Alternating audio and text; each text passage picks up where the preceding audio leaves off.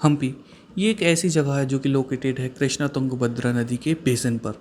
ये दोनों नदियाँ कर्नाटका में हैं। ये न्यूक्लियस थी, मतलब सारा का सारा जो विजयनगर अम्पायर था, इसकी फॉर्मेशन जो थी वो इसी एरिया में थी।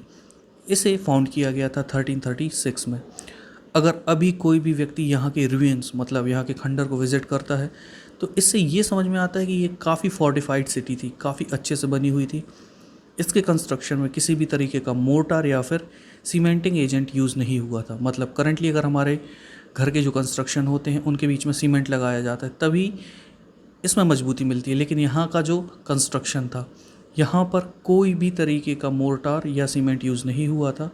इसका जो कंस्ट्रक्शन हुआ था इसे इंटरलॉकिंग टेक्निक से बनाया गया था। मतलब जो एक पत्थर होता था वो दूसरे पत्थर में इंटरलॉक हुआ करता था। जो आर्किटेक्चर था हम्पी का ये काफ़ी डिस्टिंक्टिव था। The buildings in the royal complex has splendid arches, domes and pillar halls.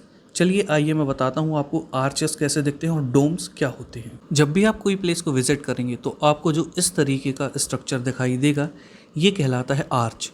और डोम शेप की हम बात करते हैं तो जो इस तरह का शेप होता है ये कहलाता है डोम। अब यहाँ पर काफ़ी अच्छे ऑर्चर्ड बनाए गए थे और यहाँ बहुत ही प्यारे प्यारे गार्डन भी होते थे, लेकिन यहाँ पर काफ़ी स्कल्पचरल मोटिव भी हमें दिखाई देते हैं। अब ये कुछ इस तरह से दिखाई देते थे, sculpture motif such as lotus and corbels. ये देख सकते हैं आप, ये कितने प्यारे तरीके से इसे उभारा गया है। तो ये उस वक्त का आर्ट है और ये आर्किटेक्चर यूज़ किया जाता था उस वक्त फोर्ट में, Vijayanagar empire. In its heyday in the 15th and 16th century, Hampi bustled with commercial and cultural activities. Heyday मतलब एक ऐसा टाइम जहाँ पर समृद्धि हो।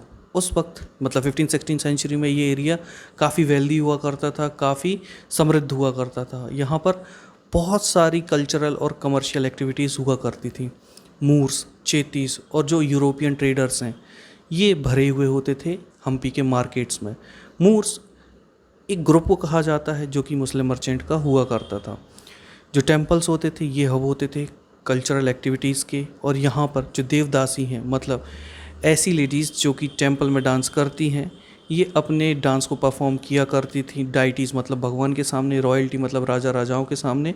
और कई बार जब कोई भी फंक्शन होता था तो जो भी पब्लिक वहाँ पर आया करती थी उनके सामने ये सब परफॉर्मेंस हुआ करती थी विरूपाक्षा टेम्पल में। महानवमी के फेस्टिवल में, जिसे साउथ में नवरात्रि कहा जाता है, हालांकि अब हमारे यहाँ भी इसे नवरात्रि कहा जाने लगा है, लेकिन ये काफ़ी इम्पॉर्टेंट फेस्टिवल हुआ करता था हम्पी में।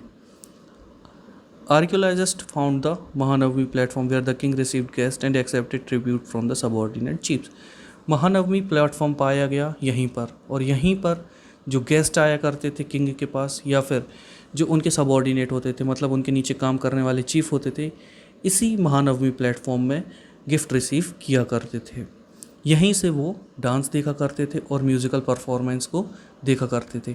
इसी के साथ साथ अगर कोई रेसलिंग बाउट्स होती थी तो ये भी देखी जाया करती थी राजा के द्वारा इसी महानवमी प्लेटफॉर्म में। Hampi fell into ruin following the defeat of Vijayanagar in 1565 by the Deccani sultans.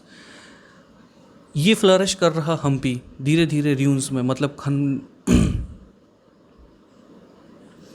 Hampi fell into ruin following the defeat of Vijayanagar in 1565 by Deccani Sultan.